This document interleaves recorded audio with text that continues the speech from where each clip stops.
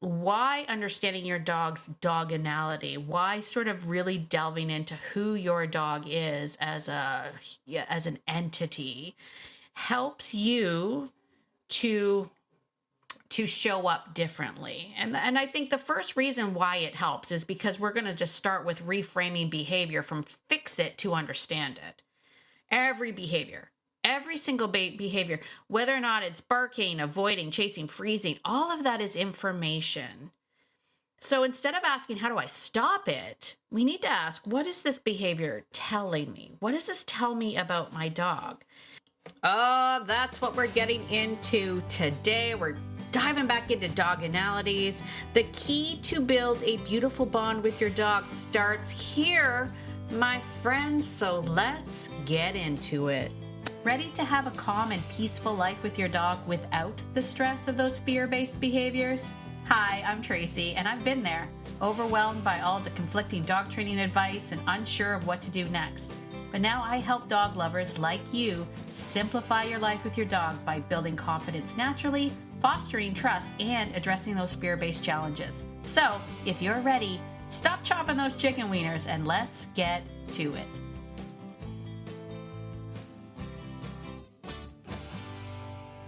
Well, hello, my dog-loving friend. It's Tracy. Welcome to Beyond Obedience, the podcast.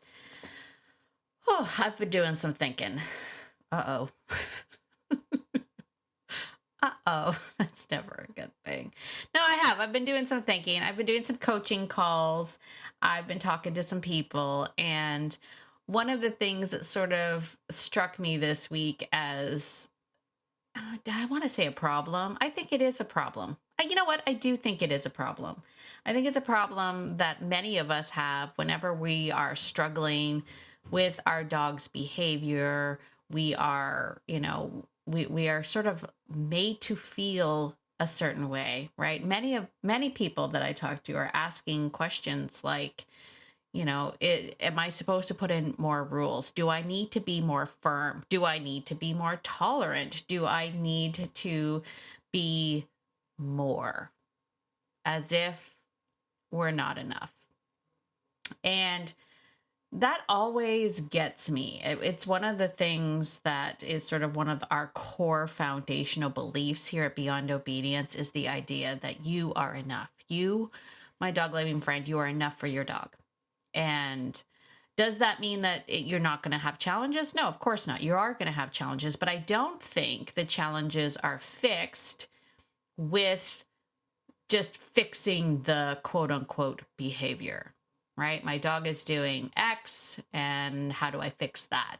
My dog is jumping up. How do I fix that? My dog is pulling on the leash. How do I fix that? My dog is barking. How do I fix that? We get so caught up in this idea of fix it. Even when I Google things, right? When I Google things, let me put it this way. When I first started talking about relationship stuff and building bonds and stuff like that, it wasn't really what people are Googling. People aren't sitting there going, how do I create a deep connective bond with my dog? Because that's not on the forefront of what people are thinking. In the moment, you are like, my dog is pulling me down the street and walks are a nightmare. How do I fix that? Right? So if you were to start to Google anything about dog training, it's like, how do I stop my dog from pulling? How do I stop my dog from barking? How do I stop my dog from reacting? Nobody's out there Googling like, how do I get a deeper bond with my dog? Like, how do I do that? Because I don't think that many of us, myself included, thought about that. I have shared in my boot camp, I shared, my struggles with a dog that had a bite history and, how I had turned to like some real heavy obedience. Like I was like, I have to control the dog. Like that was what I thought I needed to do. I have to have more control. I have to be better. I have to be stronger. I need to be firmer. I need to be, more for this dog. And, all of that work just made me feel less than. It made me feel bad. And I think that's why my passion in helping people is driven in this idea that I want to help you become the reason and the reward in your dog's life. I want you to be that person for your dog. And so this started a whole journey of how do we learn to be that way? How do we learn what do I need to be to help my dog be more? So the idea around this podcast episode is literally like, what is the key to a beautiful dog or a beautiful dog? What is the key to a beautiful bond with your dog? How do you get that beautiful bond with your dog? Because once we create that bond is built on understanding your dog, your unique dog, your dog's dogonality. Now, if you haven't caught Monday's episode or the previous episode about dogonalities and the Dogonality quiz, I'm going to encourage you to jump on that and I'm going to talk a little bit today about why understanding your dog's dogonality, why sort of really delving into who your dog is as an entity helps you to show up differently. And I think the first reason why it helps is because we're going to just start with reframing behavior from fix it to understand it. Every behavior, every single behavior, whether or not it's barking, avoiding, chasing, freezing, all of that is information. So instead of asking, how do I stop it? We need to ask, what is this behavior telling me? What does this tell me about my dog? Now, if you've already had a chance to, take the Dogonality quiz, then, and perhaps, let's say you have a right brain extrovert who's unconfident. You have one of those dogs. Maybe that dog is lunging. It's not being bad, but they're overwhelmed. Maybe they're just not able to handle this situation. Maybe the dog that ignores you is not being stubborn. Maybe they're a calm thinker. Again, if you haven't taken the Dogonality quiz, you can do that to sort of get a better understanding of what it is I'm talking about. What is a calm thinker? But calm thinkers just need a reason to engage. They need you to prove to them what's in it for them. Right? And if you're what's in it for them, then you have to prove to them why they like that. Why do they like that? So when we start to understand the why behind this behavior, we approach it differently. We approach it more like empathetically, and essentially we approach it more effectively. We start to see our dog is not a problem to solve, but a personality to understand, or a dogonality to understand. So seeing your dog differently means that we're going to show up differently, right? Once you know your dog's dogonality, you're going to stop guessing. You're going to know exactly how to show up for them. It's kind of like the yin and the yang sort of a thing. Balancing who your dog is with who you need to be. No more do I need to be more firm or do I need to be more flexible or fair. It's actually going to be like, do I understand this at a deeper level? And therefore, perhaps if I have like an anxious dog, maybe they just need me to be more calm and predictable. If you have a very bold or driven dog, perhaps they need a little bit more structure and engagement and respecting their instincts. And then how can I be a part of those instincts? Instead of impulse controlling the bejesus out of them, how can I be a part of it? How can I actually show up in a way that says, I get you, I see you, I understand you, and also, let's do this thing, like together. Can we do that? When your dog is an independent thinker, they need motivation, not micromanagement. You're just going to bore them. We don't want to bore them. So the question becomes, who do I need to be to bring out the best in my dog? And the answers will always be the kind of leader that your dog needs naturally, or who they respond to naturally. And that's different for every single dog. So meeting your dog's needs actually means creating a fulfilled life. Dogs obviously have more needs than just food, water, and walks. They have emotional needs. They have instinctual needs. For example, the sensitive stole is going to need some trust and some predictability and some safe places and spaces to feel comfortable, whereas the overwhelmed runner needs slow, confidence-building experiences to feel secure.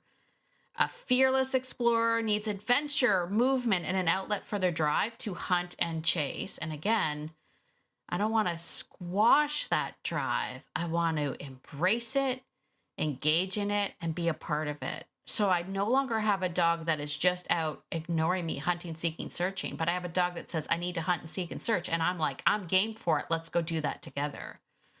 We need the life of the party dogs. You know those dogs, the life of the party dogs. They need to have fun and play and social interaction to feel alive. And when your dog's needs are met, they're happy.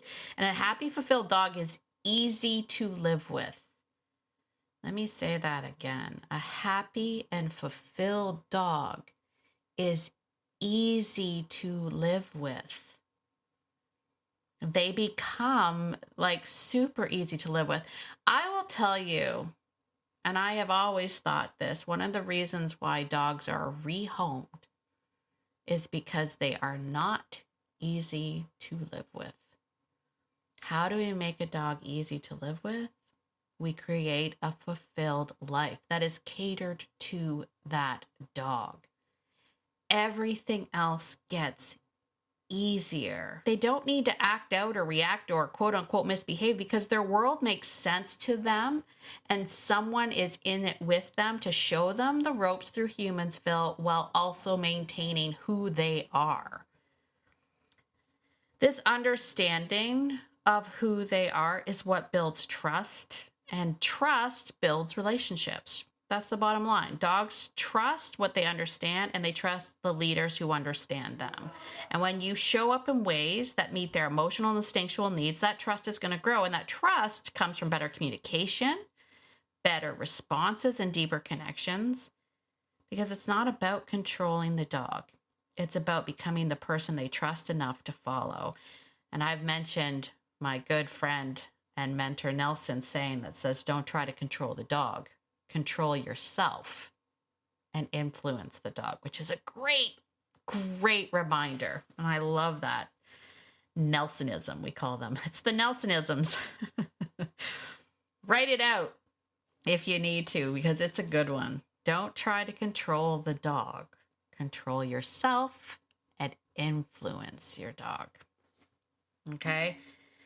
And that is why, if you are wondering, okay, what's my dog's dogonality? I want you to take the quiz. If you haven't taken the quiz already, take the quiz.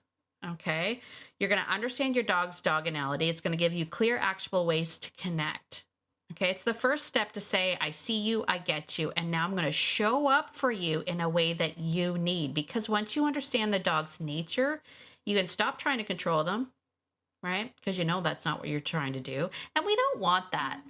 Right? I mean, so many of us, if you haven't been to my boot camp or you haven't heard the story of, of Wally and Frankie, I was on a journey where I was so terrified of the dog with the bite history that I was like just almost obsessed with this idea of trying to control him. I had to control his bite. I was like, back then, I don't know what it's called now because I'm not into it. It was like Schutzen and IPO, and I think it's called something else now. But anyway, the bottom line is it was the training where you teach the dog to bite, right? And I was told that I have to control his bite, right? And if I can get control of that, then everything will be fine. And I was obsessed with this idea of controlling him, right? But once you stop trying to control them, it opens up this whole new level of connection, right? I didn't need to control him. I needed to understand him. Where was he coming from? Why was he doing these things? Why was he feeling the way that he was feeling? And what do I need to do to show up in a way that helps him with that emotion, right? I started to make better training decisions, right? Honestly, honestly, I kind of stopped training if I'm being 100, but that's just me. If you are someone who likes training and that's what you love to do, you're going to come at training through a whole different lens. It's not going to be like this, I have to control the dog, I'm the boss of the dog, all of that stuff. It comes out of a place of, I'm going to lead you through this experience. Training changes for you, right? And you build a deeper, more meaningful relationship with your dog that's fulfilling for both of you, right? We're not just doing this I think a lot of people get caught up in, especially with fulfillment, people get caught up in this idea that fulfillment means exercise, right? We just need to get the dog out and exercise. We've got to take the dog out for a walk. And I will say this, if you feel that way, if your verbiage is, I got to take the dog out, I have to take the dog out, I got to take the dog out for a walk, I got to exercise the dog's all hyped up, I got to play with the dog. The I got to part is really a clue to, like, you're not in it. You're not into it. But I feel like I get to. I get to take my dogs for a walk. I get to go on an adventure with my walks. I get to let the dogs let me into their world. I often say that. I love it when the dogs invite me into their world. When they are playing and we're going for a walk and they're kind of running ahead, and they run faster than I do, but they stop and they look back and they're like, are you coming? And sometimes they'll circle back to be like, let's go. Like, there's just something so lovely about a dog that is inviting you into their world. A dog that comes running back with the dead thing in their mouth. And yeah, it's gross. It's gross. My dog, I had two dogs that used to pick up toads.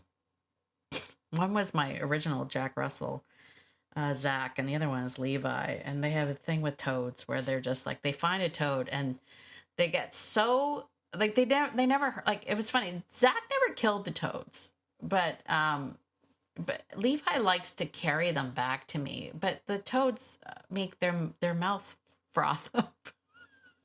So I'll see him like come running back, and then he kind of spits it out because it tastes bad. And then he'll pick it up and I'm like, wait, you don't need to bring me that toad. Like, thank you. But he's so excited about the fact that he like, hey, I found this toad. And I'm like, yeah, we don't need to do that.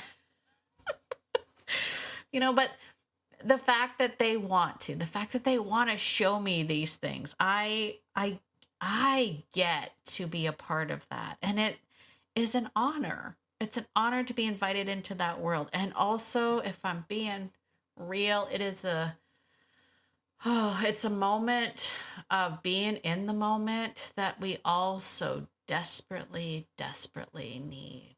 I don't know about you. I'm really struggling with the state of the world today, and the unkindness of people. If I'm being real. The posts that people are making and the things that people are saying about and to one another, it's so disheartening. And I've been really struggling with it. And so, besides the fact I'm trying really hard not to be on social media other than to hang out with my particular dog group, that's either the Fearless Framework student community or Living Beyond Obedience. If I'm not there, I don't want to hang out anywhere else on social media, but that's just me. But my point is this: I think now more than ever, taking these times and being able to get to be with my dog, I get to go for a walk with my dog, like just that shift, right? But when we say it that way, it means that we're going to be involved in it. It means that we're going to be a part of it. Whereas the other way is I have to take the dog for a walk means that it's like a chore on a to-do list. Like, I have to check this off another to-do list so that my dog is tired tonight. So my dog isn't rammy tonight. So my dog's not bugging me and whatnot tonight. I have to walk the dog. Change that around. I get to walk the dog. And then make it an adventure and make it fun and make it fulfilling for both of you. Because the one thing that makes that way better is if the dog thinks that you are delighting in their walk, if you are delighting in the things that they're doing. I love when I like ask a dog to like get up on a rock, and then I'm like, yeah, you did it. And then they're like, I did it. They don't even know what they did, but they're like, I did it. You're happy about it. Jumping over a log, getting up on a park bench, and whatever it is, like when you delight in it, when you're there with them, when you are a part of it, it's just something so connective and bonding, and they love it. So there you go. If you haven't taken the quiz, take the quiz. That's the bottom line. Take the quiz already. Take the Dogonality quiz. How are you going to do that? You're going to go to beyondobedience.ca. It's .ca/quiz. And then take the Dogonality quiz. What's going to happen is you are going to answer the questions the best that you can based on your dog's innate qualities. Meaning, If you are someone who has done a lot of obedience, I want you to answer the questions as if you haven't done that obedience training yet. Okay? That's very important. I don't want you like answering questions like, if I open the door, my dog sits and stays because I taught him to do that. I don't want you to answer that way. What would your dog have done had you not? Right? Because we're trying to figure out your dog's innate qualities. Then what you're going to get is you're going to get what I think is your dog's Dogonality. Now, keep in mind, like every other personality quiz out there, things are fluid, right? Your dog might have a little bit of independent, explorer type mixed with a little bit of, fearless runner, whatever. I can't remember all the names. we make cute little names for them. Can't remember them all. But your dog might have a little bit of this and a little bit of that, but essentially, innately, they are going to sort of, be one or the other. Once you get that, first of all, you're going to get an email from me saying what I think it is. If you think I'm completely off the mark, then reply to the email and tell me why, and we can discuss it. But if you're like, that kind of does sound like my dog, then what I want you to do is just make sure that you've signed up, because you'll get a couple more emails from me that are going to talk about the pros and the cons and what this means to this dog. And then I'm also going to share with you how to show up for that type of dog, how you need to show up for that type of dog, the things that that dog needs to be the best version of themselves. That's a gazillion dollars. That's like a training right there and then.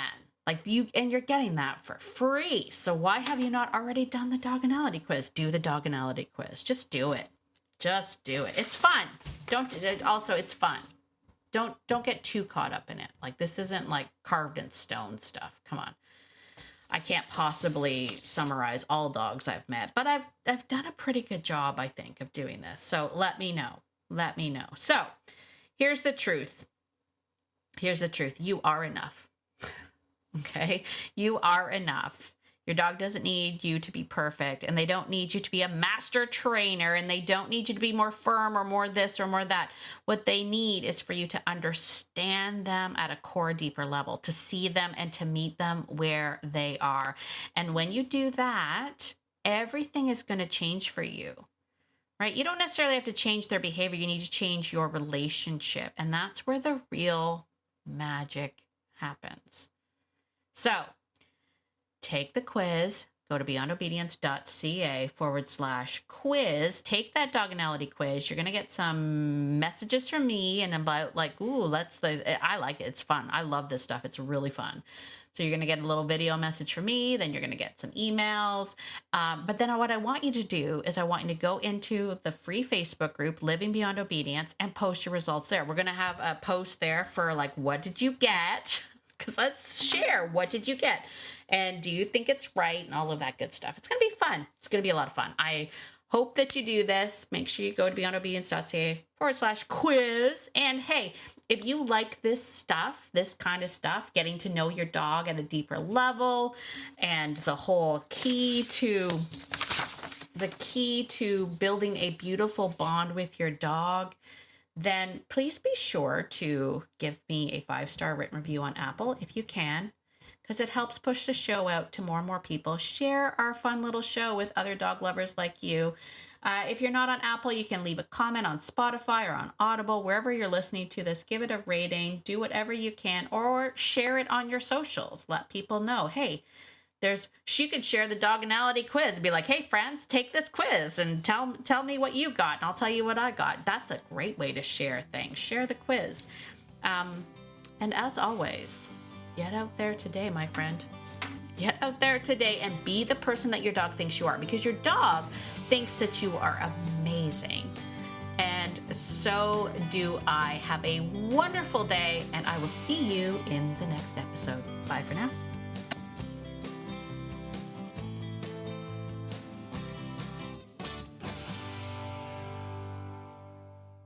Oh, and one more thing. This podcast is meant for entertainment and education purposes only and is not meant to replace hands-on professional training. If you're really struggling with your dog, please reach out to a professional in your area. All right, I think that's it. Bye for now.